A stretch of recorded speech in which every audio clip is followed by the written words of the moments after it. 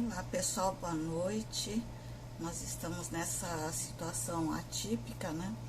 Então, vou mandar a aula aqui pelo vídeo. Por enquanto ainda está bastante deficitário. Estou aqui segurando o meu celular na mão, tá, gente? Continuando a aula passada, que a gente comentou sobre balanço, sobre formato do balanço, né, que é uma representação em letra T. O T é o balanço, né, onde o lado esquerdo ficam os ativos, que são os bens e direitos. O lado direito tem o passivo, que são as obrigações, as dívidas. E a diferença entre ativo menos o passivo dá o patrimônio líquido, né? Ou seja, bens mais direitos menos obrigações é igual ao que sobra para o proprietário, é o patrimônio líquido. Então, todo raciocínio contábil ele é baseado nessa representação gráfica que é uma letra T, bem grande, com o lado esquerdo e o lado direito. Todo lançamento contábil é baseado também nesse raciocínio de ter um lado esquerdo e lado direito. Débito ao lado esquerdo e crédito ao lado direito. Bom, o patrimônio líquido, então, ele surge como uma diferença, né, entre o ativo menos o passivo aqui entendido como dívida, como obrigações, alguns chamam de passivo exigível. O patrimônio líquido, ele pode ser também entendido como situação líquida patrimonial, tá? Que é a diferença entre esse ativo, que são os bens e direitos, né? E o passivo, obrigações. A situação líquida pode ter como se diz, matematicamente, ela pode ter valores positivos, negativos, tá? Ela não é somente positiva como nos exercícios que a gente mostra em sala de aula, tá? Então, a situação mais comum que a gente mostra em sala de aula, que é mais desejável, inclusive, para qualquer empresa, o desejável é que ela tenha essa situação de ativo maior do que o passivo. Então, se o ativo é maior que o passivo, certamente sua situação líquida é positiva, né? Exemplo, bens de 200, direitos de 100, nós já falamos que são bens e direitos, menos obrigações de 180. Então, nós temos aqui 300 menos 180, vai sobrar uma situação líquida de 120, ou seja, o patrimônio líquido dessa empresa é de 120, ela é positiva, excelente. Agora, existe também situação em que a situação líquida é negativa, tá? Ou também conhecida como situação líquida passiva, deficitária ou até passivo a descoberto. É uma situação em que o ativo é menor do que o passivo. Então, a situação líquida é negativa, tem um sinal negativo, né? Porque se você pega um número que é menor do que o outro, vai subtraí-lo, vai dar menos alguma coisa. Situação líquida, lembrando que significa patrimônio líquido, né? Então, quando a situação líquida é negativa, a situação líquida é deficitária, ou então o passivo é a descoberto, tá? Porque é uma situação negativa. A venda dos bens de todo ativo, se você vender todo o seu ativo ao preço de custo, que é o contábil, você recebe o valor que não é o suficiente para liquidar o seu passivo, tá? Tudo que você possui dá menos do que aquilo que você deve, né? Essa é uma situação muito ruim e por isso que fala-se de passivo a descoberto. Então, exemplo, bens de 200 e direitos de 100. Então, eu tenho 300 de ativo, mas eu tenho aqui dívidas, obrigações de 380. Eu devo mais do que eu tenho, né? Então, mesmo que eu venda todos os bens, receba todos os direitos, eu não consigo pagar minha dívida, ainda vai ficar faltando 80 de dívida, tá? Significa o quê? Que minhas dívidas são maiores do que eu tenho, significa que o meu patrimônio líquido é negativo.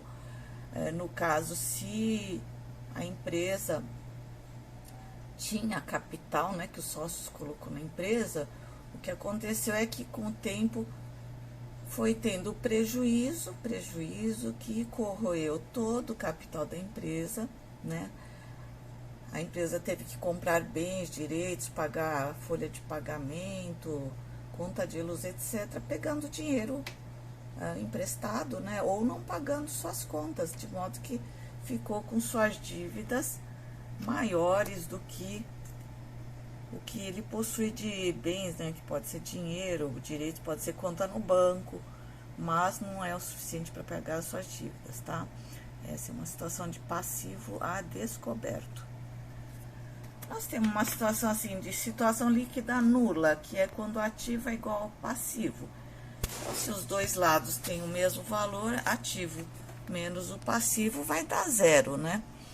São valores iguais. Por exemplo, bens 200, direitos de 100, eu tenho os mesmos 300 no ativo, e eu tenho passivo de 300. A situação líquida é zero.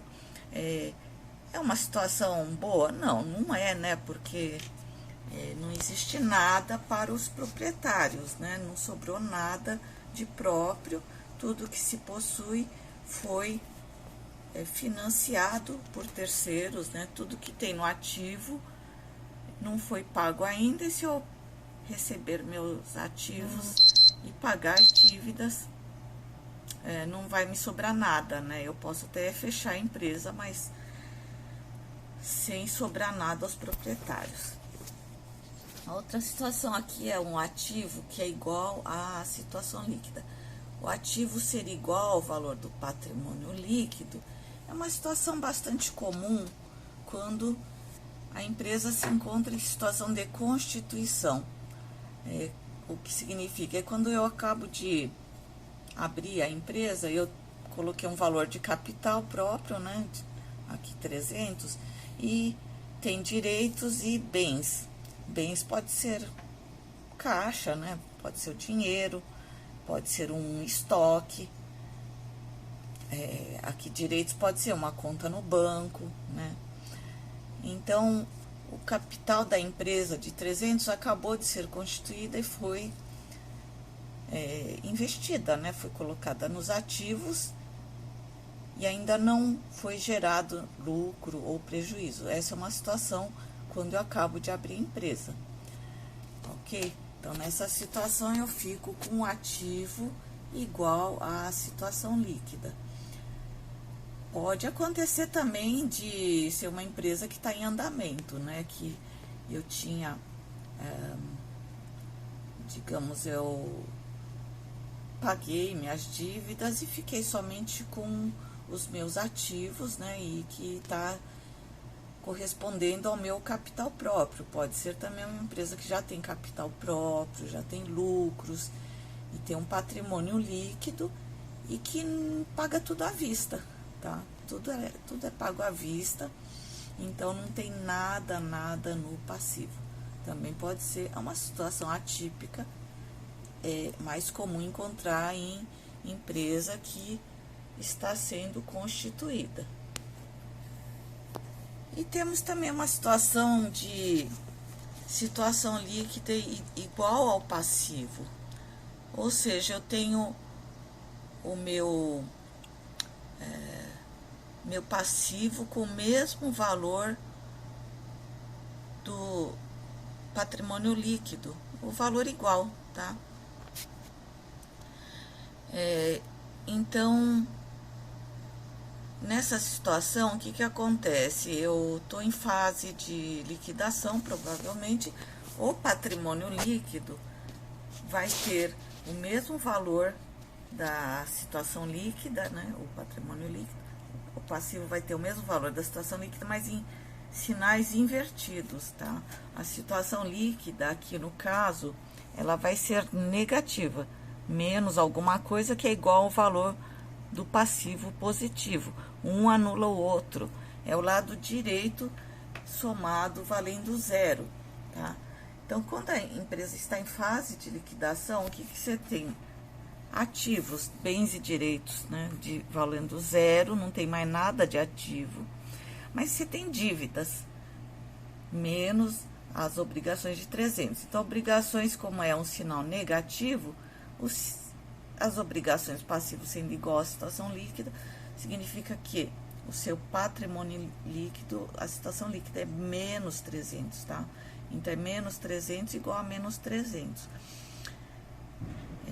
Eu não tenho mais nada de próprio e, além de tudo, ainda devo a terceiros. Essa é a situação de situação líquida igual ao passivo, ok? Bom, continuando então a nosso estudo do que é o patrimônio líquido contábil, né? Porque o patrimônio é o objeto de estudo da contabilidade. Mas o patrimônio é aquilo tudo que eu possuo em bens, direitos e obrigações. O que sobra, né? A diferença é o patrimônio líquido. Como se compõe o patrimônio líquido? Ele é composto nessa ordem, tá? Existe uma sequência na lei das SA, então ela tem que aparecer contabilmente quando se faz o balanço nessa sequência, tá? Então, primeiro vem o capital social, que é o dinheiro que os sócios colocam na empresa. As reservas de capital é uma situação, existem algumas hipóteses, por exemplo, quando você tem um valor das ações já estabelecida, por exemplo, a ação vale R$1.000 cada. Então, na hora de subscrever, os sócios colocam 1.100. Então, 1.000 vai para capital, 100 vai para uma reserva de capital, por exemplo. Um ágio, né? É chamado de ágio na subscrição do capital. Esses 100 futuramente podem ser utilizados para aumentar o capital. A reserva de capital pode também ser composta por outras origens, tá? Nós vamos ver isso mais para frente, como que a gente constitui essas reservas, tá? Hoje eu não vou entrar muito nesses detalhes. Os ajustes de avaliação patrimonial também tá no patrimônio líquido, é uma espécie de reserva. O ajuste de avaliação patrimonial, ele é um caso bastante específico.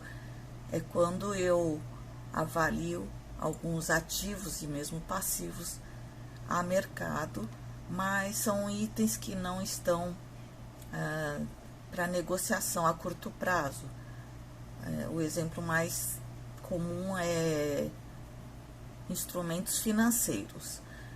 Por exemplo, um título, pode ser um título do governo, tá? Um título do Tesouro, que tem um valor contábil, né? Que a gente contabiliza pelo valor de custo, acrescenta mais os rendimentos, só que no mercado, com essas mudanças na curva de taxa de juros, o valor patrimonial pode ser maior ou menor do que está no saldo contábil. Então, é feito esse ajuste. Só que, se esse título não está destinado a negociação, tá? Ele não é para todo dia virar dinheiro, então, essa diferença de avaliação não vira dinheiro rapidamente. Só quando for liquidado. Então, é uma diferença que não representa dinheiro, por enquanto. Por isso que esse ajuste ao mercado é lançado no patrimônio líquido e só vira receita ou despesa quando o título é liquidado, é vendido, né? E essa diferença de avaliação se transforma em resultado de verdade, entrando dinheiro no caixa, tá? Bom, a seguir nós temos um outro item do patrimônio líquido, que é a reserva de lucros. A reserva de lucros, ela é constituída por lucros que não foram distribuídos, tá? Nós vamos comentar daqui a pouquinho sobre por que não se distribui, por que sobrou lucro aqui, reserva de lucros, ou por que eu não distribuí esse lucro. Ações e tesouraria, né? Isso aqui é um item de reserva de empresas SA que tem ações, né? Que são emitente de ações. As limitadas não têm ações, né? Elas têm cotas de capital. As ações em tesouraria são aquelas ações que estão com a empresa. Elas têm algum valor, né? E não estão com um sócio, estão com a empresa. Um exemplo comum é quando a empresa compra as próprias ações na Bolsa de Valores. Tá? Uma empresa de capital aberto, suponhamos o Banco Itaú, tá? Ela tem ações na Bolsa de Valores e vamos supor que o próprio Itaú resolva comprar essas ações e mantenha em tesouraria. Por que ela faria isso? Por diversos motivos, tá? Ela às vezes precisa das próprias ações. Mas assim, uma forma mais simples de entender é quando, digamos que as ações tenham caído muito na Bolsa de Valores. Por exemplo, estamos hoje, né, numa data em que a Bolsa despencou de forma inacreditável e as ações das empresas estão baratas, muito baratas. Isso não é bom para a empresa, né? A empresa pode aproveitar essa ocasião e comprar ações que estão na bolsa baratas. Ela compra bastante. E aí o que acontece? Enxugando as ações que estão na bolsa de valores, né? Vai diminuir a quantidade na bolsa e tudo que existe de menos no mercado valoriza, né? Quando tem muita mercadoria, a mercadoria acaba baixando de preço. Muita em relação ao dinheiro que existe circulando, né? E se a empresa compra as próprias ações, diminui a quantidade de ações no mercado e essas ações ficam em tesouraria, tá? É como se fosse uma redução de capital, né? Porque ela está comprando as próprias ações que estavam na mão de sócios, dando dinheiro para os sócios e ficando com essas ações em tesouraria. E o que ela faz com essas ações em tesouraria? Ela pode cancelar futuramente, mas, por exemplo, no caso do Itaú, não é comum isso. Ela vai observar o mercado e quando subir os preços, isso vai acontecer, né? Futuramente vai valorizando o preço das ações no mercado, ela pega e vende. E vende, vai receber mais dinheiro do que ela usou para comprar essas ações e vai ter lucro, tá? Vai ter lucro nessa venda das ações de tesouraria. As ações de tesouraria, por exemplo, no caso de um Itaú, ela é usada também para outras coisas, usa-se também para remunerar diretores, né? Existe uma remuneração que não é pro labore, aquele fixado, porque os diretores recebem lá pro labore, né? Participação no lucro, mas também existe um programa de stock option, que eles têm a opção de receber parte dos ganhos em ações da própria empresa. E claro que se o executivo recebe ações do Itaú, ele é diretor do Itaú, ele vai fazer de tudo para que o Itaú tenha lucros, para que essas ações se valorizem, né? Já imaginou se ele recebe ações com um determinado valor, que hoje despencou todos os preços. Aí ele tem todas, é que nem uma cenoura na frente dos cavalos, né? Ele vai fazer de tudo para o Itaú ir bem, as ações vão subir, suponhamos que suba 2, 3, 4 vezes, 5 vezes, o próprio diretor vai ganhar muito com isso, né? É uma forma de remuneração esse stock option, tá? Ações de tesouraria. Então, isso também é um dos motivos de algumas SAs comprarem ações na Bolsa de Valores, e são ações dela mesma, tá? Que é para entregar para os diretores estatutários.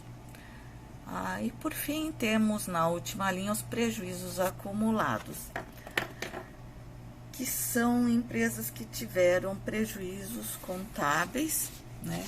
E esses prejuízos, se forem de vários anos, eles vão se acumulando, né? Porque tem prejuízo, se for de um ano só, acumula prejuízo de um ano só. Se forem 2 anos de prejuízo, vai ter os 2 anos de prejuízo, 3, 4, 5. Bom, no 5º ano ele já deve estar pedindo arrego, né? Porque uma empresa ter prejuízo por tantos anos, ela não se aguenta, né? Apesar de ter algumas que estão em situação assim, tipo empresas que estão iniciando, né? Aquelas startups que acham que existe um potencial enorme, que a ideia é boa, etc. Bom, enfim, o prejuízo se acumula aqui. Nós vamos ver mais para frente, né? Que o lucro acumulado nós não temos, não tem. Bom, então naquela lista anterior, veja bem, nessa aqui, né? O primeiro item do PL, do patrimônio líquido, é o capital social. Capital social, todo mundo já viu também nas aulas anteriores, nós comentamos que é a soma de todos os elementos que o proprietário investiu na empresa, o sócio da empresa, né? Ele vai pôr dinheiro na empresa, porque a empresa, para funcionar, precisa de dinheiro, senão não tem como ela funcionar. Esse capital social pode ser integralizado por dinheiro, que é a letra A, né? Somente dinheiro. Pode ser depósito em conta bancária, pode ser dinheiro vivo. O capital social pode ser também parte em dinheiro e parte em outros bens. O sócio pode entrar com imóvel, com caminhão, né, que é necessário para os negócios. Se for um restaurante, por exemplo, ele pode entrar com geladeiras, com fogão industrial, né, que são bens. Então, não necessariamente ele precisa entrar com dinheiro, né, porque alguns sócios eles já têm experiência, né, no ramo e tem alguns equipamentos, alguns bens relativos ao negócio, então ele entra com seus bens, tá? De dinheiro, parte em outros bens e parte em direitos. Direitos são aquilo que nós vimos na aula, né? Direitos é tudo que está na mão de terceiros e que a empresa tem direito de receber de terceiros. Então, um capital pode ser integralizado, né, subscrito e integralizado por direitos. Um exemplo de direito seria títulos do Tesouro. O título do Tesouro é um direito que a empresa tem para receber do governo, do Tesouro Nacional, tá? Pode ser também duplicatas a receber, tá? São direitos, valores a receber de terceiros. Bom, aqui aquilo que eu comentei aquela hora, né? Os lucros ou prejuízos acumulados. As sociedades anônimas, elas só vão poder ter no patrimônio líquido os prejuízos acumulados, somente o saldo de prejuízos acumulados. Por isso que lá, naquele slide, eu coloquei patrimônio líquido, somente prejuízos acumulados, né? Vocês veem que não tem o lucro acumulado. Numa SA, você não vai ter saldo em lucros acumulados. O lucro acumulado, ele é zerado ao final, na época que você faz o balanço. Você não vai poder ter saldo em lucro acumulado, mas somente prejuízos acumulados, tá? Por quê?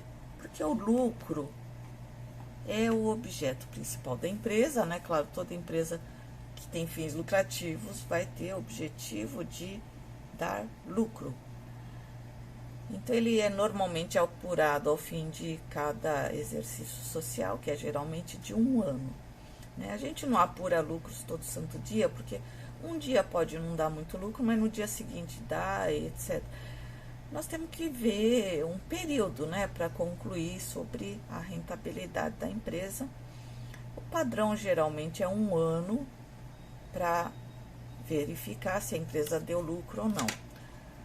Mas é claro que a gente vai monitorar gerencialmente esse lucro em períodos bem menores, né? Até operação por operação, então em mês a mês, nós temos que monitorar o lucro, claro. Não, o lucro não pode ser uma surpresa de fim de ano, né? Que vai ser uma surpresa boa ou má, né? Não pode ser assim. Mas, enfim, contabilmente se apura normalmente pelo menos no período de 1 ano, pelo menos. Pode haver apuração de lucro em períodos menores, tá? Mas em empresa, no Brasil, né, SA, como existe também a parte fiscal, né, todo ano se vai acumulando os resultados nas contas de receita e de despesa, e isso é acumulado no período de 1 ano. Após o primeiro ano, apura-se o resultado, né, se dá lucro ou perda, encerrando-se as contas de resultado. Então, todas as contas de receitas, as contas de despesas, que estão com um saldo durante o ano, ao final do ano ele é zerado, fazendo o lançamento inverso, ficam todos com o saldo zero, e o início do ano seguinte começa com as contas de receita e despesa com valor zero, tá? Bom, o que acontece com esse lucro? Por que a SA não tem saldo de lucro ou prejuízos acumulados? É porque, de quem que é esse lucro? Para que a empresa existe? O lucro pertence ao dono, ao sócio da entidade. Portanto, a entidade não pode reter como lucro acumulado, devendo dar um destino. Ou seja, o lucro não é da empresa. A empresa ficar com o lucro, aquilo que excedeu as despesas, né? A empresa não pode ficar com esse lucro à toa, só porque deu lucro vai ficar lá engordando o caixa da empresa. E a empresa faz o que bem entender, porque lê essa empresa como sendo um conjunto de funcionários, né? Que estão lá trabalhando para os donos. Pode ser que esse funcionário seja o diretor-presidente, que parece ser o dono, o bambambam da empresa. Mas não importa, ele é um empregado dos donos, né? Mesmo sendo um diretor-presidente. Então, ele não pode ficar indevidamente com o dinheiro do lucro. Todo lucro, ele vai ter uma destinação. Todo lucro vai embora, sai da empresa? Não, não é isso. Aquilo que a empresa necessita fica na empresa, vai ser retido. Mas isso só depois que os donos, né, os acionistas, derem de seu de acordo de manter uma parte ou todo o lucro retido na empresa. Porque não é para os diretores comprarem luxo, né, assim, viagens de primeira classe, mordomias mil, não é para isso.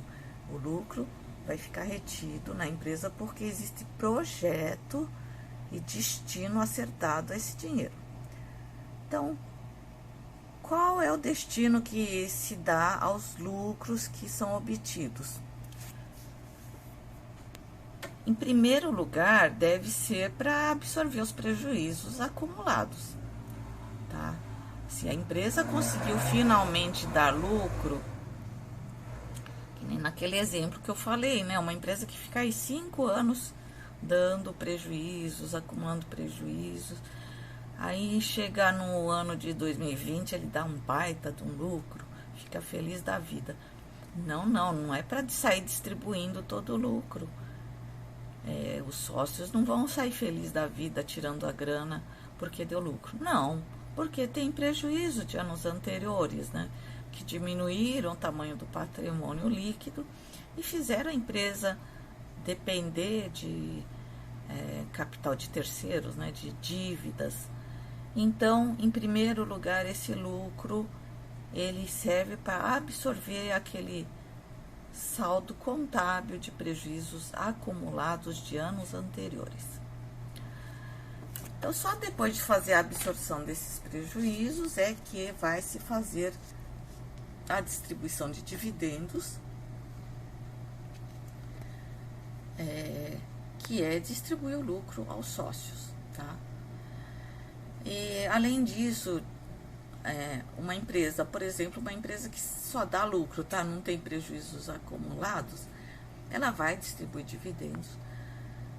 Mas, se sobrar, ela constitui reservas de lucros, desde que autorizado pelos sócios. Bom, na SA, até aqui a sequência é um pouquinho diferente, tá? Primeiro eu tenho que constituir algumas reservas legais, que são obrigatórias. Então, do lucro que eu tive durante o ano, primeiro eu vou absorver os prejuízos, tá? Isso aqui é uma prioridade que está na lei das SA também. Então, primeiro eu absorvo os prejuízos.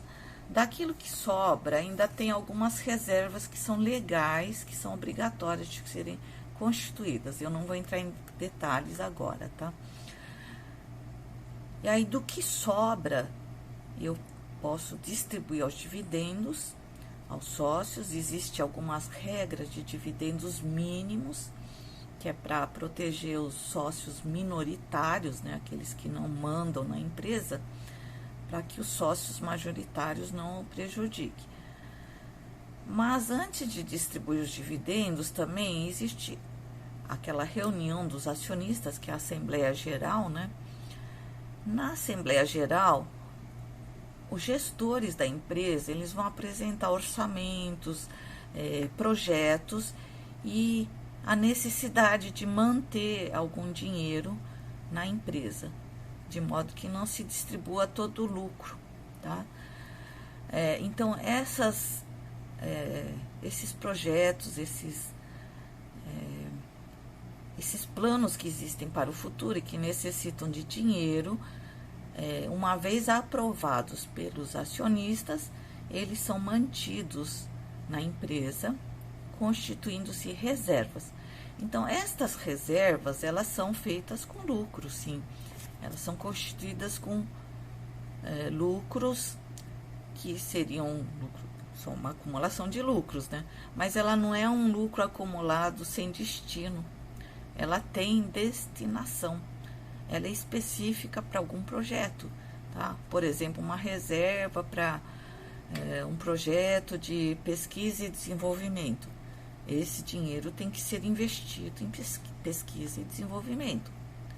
Se for uma reserva para fazer uma reforma nos prédios da empresa, é um dinheiro que tem que ser usado para isso, tá? Ele tem objetivo, tem destinação, ok? Bom, por fim, aquelas empresas que não são SA, né, no caso as limitadas, a limitada ela pode sim não distribuir o lucro e pode manter em lucros acumulados, tá? Então, a conta lucros acumulados, ela é permitida nas empresas que não são SA. Por quê? Porque as empresas que não são SA, elas costumam ter um dono, né? Ou uma família que é dona. Por exemplo, as limitadas, elas têm lá o grupo de sócios que se conhecem. Pode ser uma família, amigos, conhecidos. Então, eles fazem o que quiser, assim, eles não devem satisfação aos demais acionistas, tá? Por isso que não há nenhum problema em manter o lucro acumulado na empresa, porque a empresa é deles, né? Não vai haver um perigo de ter algum diretor, funcionário que vai usar o dinheiro para indevidamente, né, para algum tipo de mordomia ou coisa assim, porque numa é limitada, os donos estão por perto, ou não, né? Pode também não estar, mas enfim, cada um administra a sua própria riqueza. É que numa SA não dá para deixar assim ao Deus dará, porque os acionistas estão espalhados por aí, é o público, né? Então, são empresas que são públicas, não são estatais, porém pertencem a muita gente. Bom, gente, eu vou deixar a aula de hoje gravada até aqui somente. É o suficiente para elaborar o nosso exercício 3. Ah, peraí, ainda tem uma sequência aqui, hein, gente? Faltou mais um pouquinho, hein? Calma, gente, volte aqui. Bom, nós já falamos então do patrimônio líquido, que é aquela parte que é a diferença do ativos e passivos, né? Então, vamos aqui comentar assim sobre o balanço patrimonial. Nós já falamos, inclusive, nas aulas anteriores, mas vamos repassar alguns conceitos de balanço patrimonial.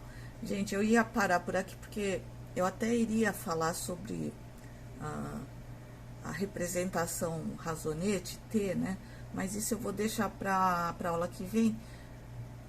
Eu espero até que voltemos às aulas normais, mas não sei, né? Realmente não estamos numa época atípica, então, se não formos ter aulas normais na terça-feira que vem, aí eu gravo uma outra aula e a gente entra com alguns exemplos práticos, né? Utilizando os razonetes.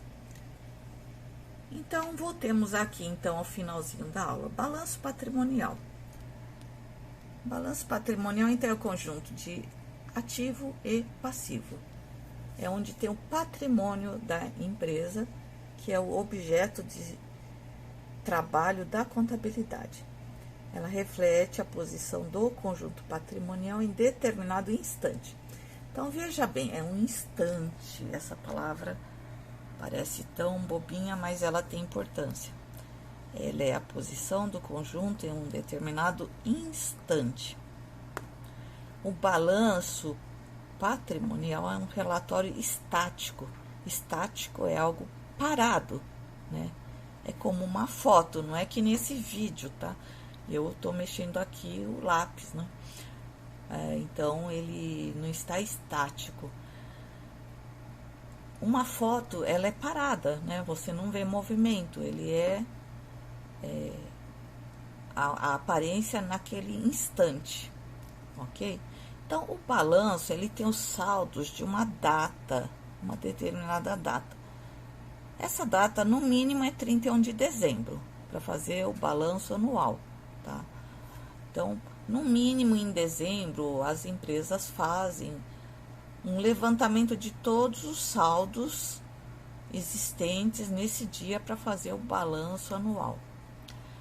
No dia seguinte, ao 31/12, já é outro saldo, porque vão acontecer outras coisas, outros fatos.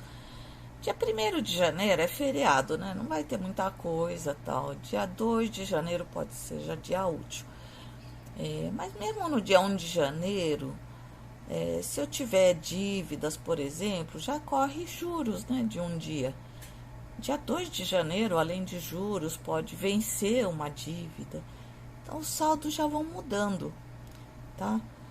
Porque o balanço é uma fotografia, tá? Lembre-se bem desse conceito, uma vez que quando a gente falar em DRE, demonstração de resultados, que é um outro demonstrativo, vocês verão que o conceito de DRE já é diferente. Não é foto de um instante. A DRE não é. O balanço é uma foto, ok? Não é um fluxo. Já a DRE mostra um fluxo.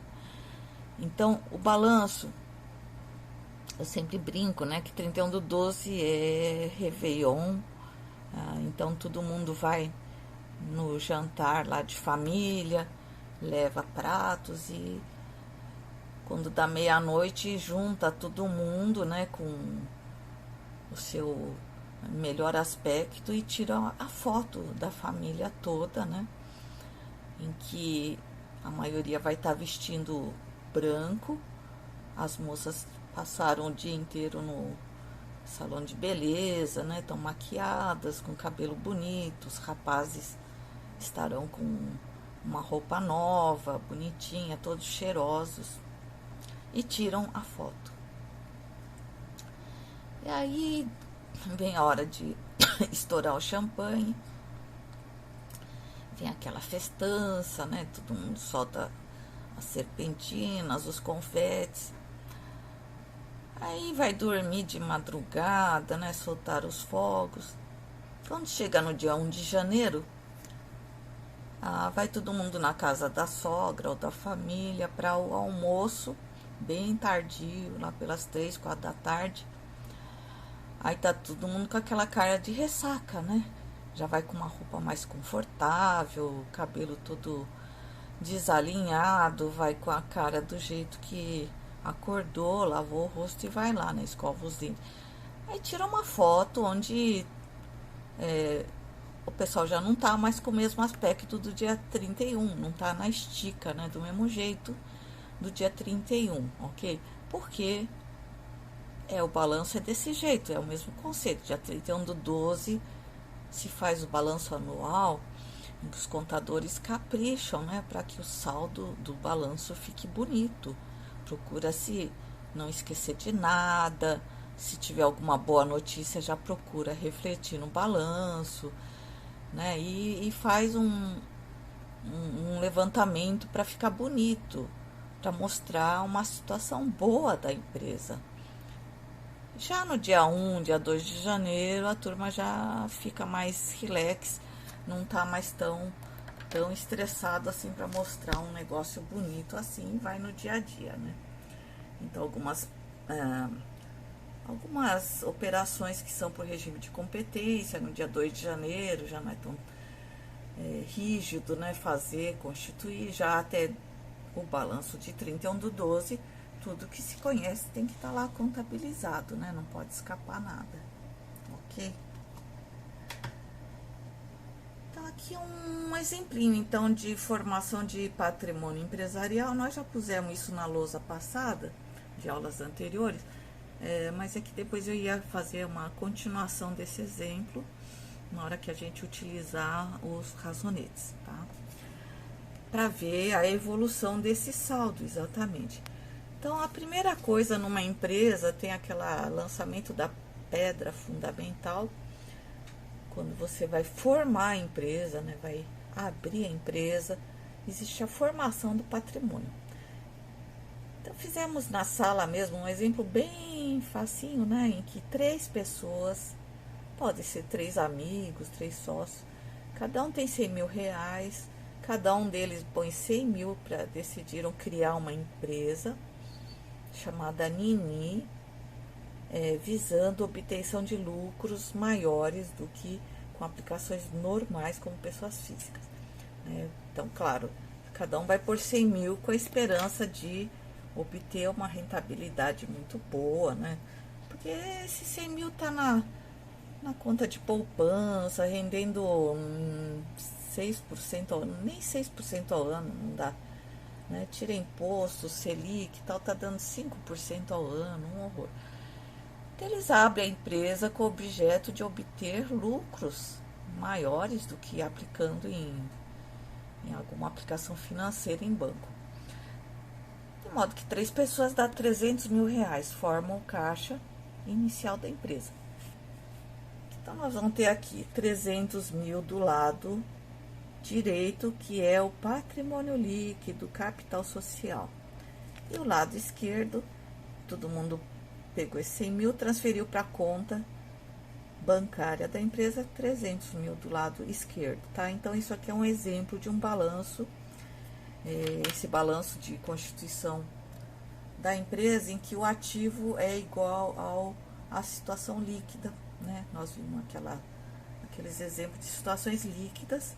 Então, na Constituição tá igualzinho, ainda não se mexeu em nada, não se teve lucro, né? Não teve nenhuma dívida.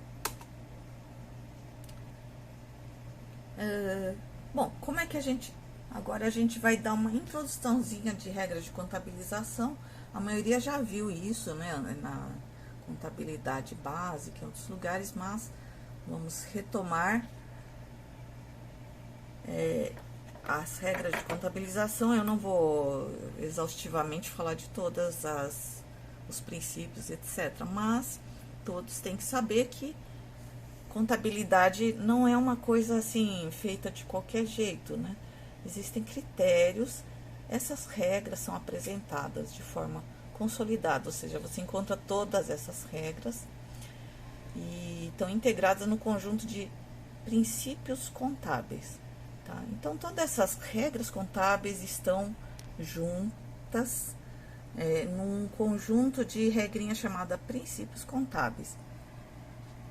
Inclusive, esses princípios contábeis, universalmente e teoricamente, você encontra em livros de teoria contábil com o nome de princípios contábeis geralmente aceitos.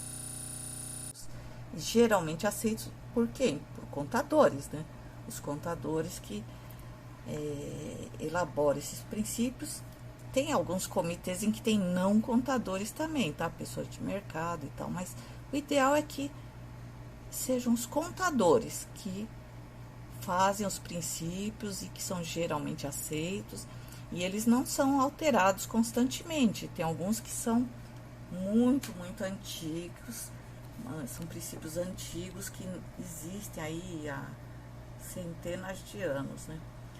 Elas são regras que devem ser seguidas por todos os profissionais da área contábil para a estruturação das demonstrações contábeis, de tal forma que todos os usuários tenham condições de avaliar de maneira igual todas as demonstrações contábeis de todas as empresas em todos os lugares do mundo, tá? Essas regras permitem que todos entendam o que está sendo feito, porque as regras, os princípios utilizados no mundo inteiro é o mesmo.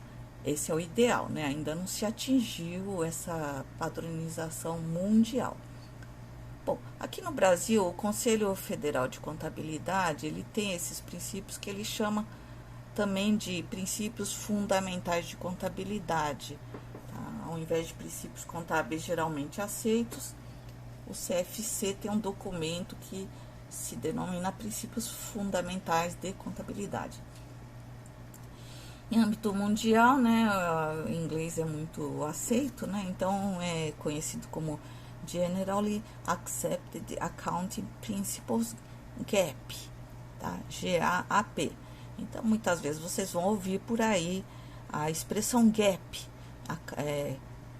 GAP americano, então fala US GAAP, ou Brazilian GAAP, né? BR GAAP, que seriam os princípios contábeis brasileiros, tá? Utiliza-se muito essa expressão GAP.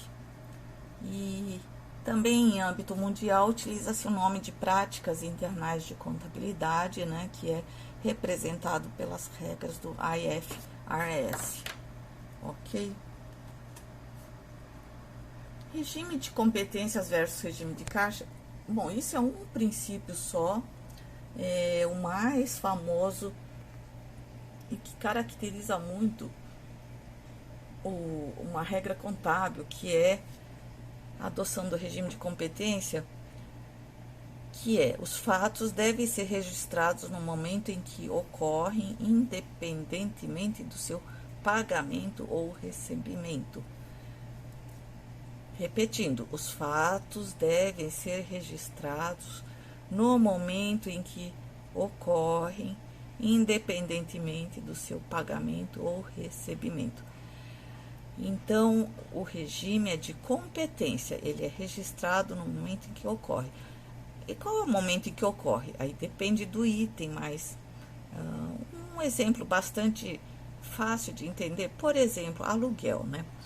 A empresa, digamos que tem o imóvel alugado, né, uma loja um supermercado que tem uma loja, por exemplo, imóvel alugado. Então, passa-se o mês de janeiro, ela incorreu no aluguel de janeiro, tá? Passou o mês de fevereiro, ela incorreu no aluguel de fevereiro. Março, tá incorrendo no aluguel, né? Porque o aluguel, ele tem uma relação com o tempo, né? Então, a empresa tem que registrar a despesa de aluguel de janeiro. Passou fevereiro, ela vai lançar a despesa de aluguel de fevereiro. Março, idem. Ela pagou? Isso independe, a despesa ocorreu, tá? Ela pode ter um contrato, por exemplo, de pagar o aluguel semestralmente. Então, ela vai incorrendo, a despesa aconteceu, porque ela ficou em janeiro, utilizou aquele imóvel, fez os seus negócios em janeiro. E ela vai ter uma dívida de aluguel de janeiro que vai estar registrado no passivo como aluguel a pagar, né? Fevereiro também. Então, não é somente em junho que ela junta o aluguel de 6 meses paga, não é só nesse instante em que ela vai pagar que ela vai contabilizar, né? Ela vai pegar lá aluguel do semestre, pá, taca lá o 6 meses de aluguel. Não, ela vai contabilizar cada momento em que ela está ocupando o imóvel, porque a despesa ocorreu, independente de não ter pago, a despesa aconteceu porque ela utilizou o estabelecimento, o imóvel que é alugado, ok? Então, o regime de competência é uma das características fundamentais da contabilidade de tudo quanto é empresa. Bom, e finalmente, gente, acabamos então esse videozinho. No fim acabou dando realmente o tempo da aula, viu, gente? Não tem jeito, não deu para diminuir. Então, vamos ver aulas que vêm, se vamos estar juntos na sala. Façam o exercício que tá no pós-aula, o exercício 2, o exercício 3, tá? Me mandem pelo e-mail, e o meu e-mail é angela.nakamura@anhanguera.com. Aí eu mandei para os representantes de classe o e-mail, né, direitinho. Vocês me mandem o exercício 2 e 3, mas não precisa ser hoje, pode ser até a aula que vem, tá? E vamos ver como fica a aula que vem. E se a gente continuar nesse estilo de aula gravada, né, na próxima aula eu faço correção de alguns exercícios que estão no 2 e 3, pra gente ver se vocês acertaram ou não, tá? E fazemos a outra aula. Obrigada e cuidado com o coronavírus. Tchau, gente.